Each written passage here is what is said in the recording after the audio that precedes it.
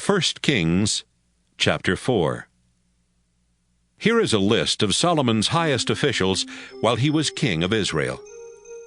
Azariah, son of Zadok, was the priest. Elihareph and Ahijah, sons of Shisha, were the secretaries.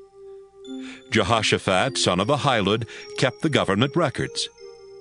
Benaiah, son of Jehoiada, was the army commander. Zadok and Abiathar were priests. Azariah, son of Nathan, was in charge of the regional officers. Zabud, son of Nathan, was a priest and the king's advisor. Ahishar was the prime minister. Adoniram, son of Abda, was in charge of the forced labor. Solomon chose 12 regional officers, who took turns bringing food for him and his household. Each officer provided food from his region for 1 month of the year. These were the 12 officers. The son of Hur was in charge of the hill country of Ephraim.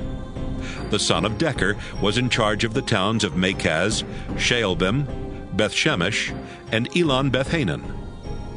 The son of Hesed was in charge of the towns of Araboth and Soko, and the region of Hepher. The son of Abinadab was in charge of Naphath Dor, and was married to Solomon's daughter Taphath. Baana, son of Ahilud, was in charge of the towns of Taanach and Megiddo. He was also in charge of the whole region of Bethshean, near the town of Zarathan, south of Jezreel, from Bethshean to Abel-Meholah, to the other side of Jokmeam. The son of Geber was in charge of the town of Ramoth in Gilead, and the villages in Gilead belonging to the family of Jair, a descendant of Manasseh. He was also in charge of the region of Argob and Bashan, which had 60 walled towns with bronze bars on their gates. Ahinadab, son of Iddo, was in charge of the territory of Mahanaim. Ahimaaz was in charge of the territory of Naphtali, and was married to Solomon's daughter Basemath. Baana, son of Hushai, was in charge of the territory of Asher and the town of Bealoth. Jehoshaphat, son of Peruah, was in charge of the territory of Issachar. Shimei, son of Elah, was in charge of the territory of Benjamin. Geber, son of Uri, was in charge of Gilead, where King Sihon of the Amorites and King Og of Bashan had lived. And one officer was in charge of the territory of Judah. There were so many people living in Judah and Israel while Solomon was king that they seemed like grains of sand on a beach. Everyone had enough to eat and drink, and they were happy. Solomon ruled every kingdom between the Euphrates River and the land of the Philistines down to Egypt.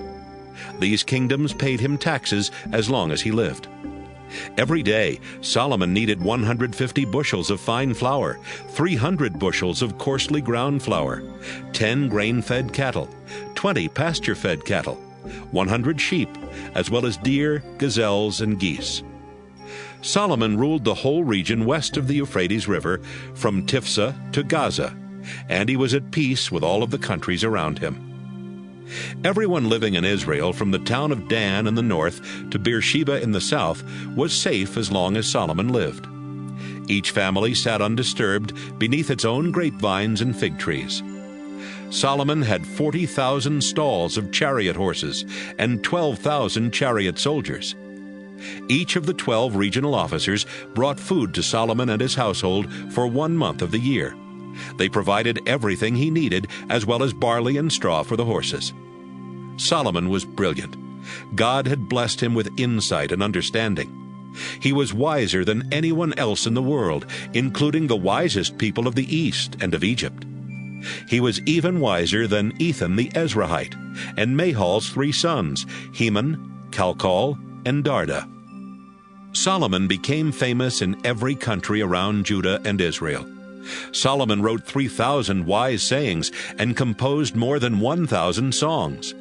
He could talk about all kinds of plants, from large trees to small bushes, and he taught about animals, birds, reptiles, and fish.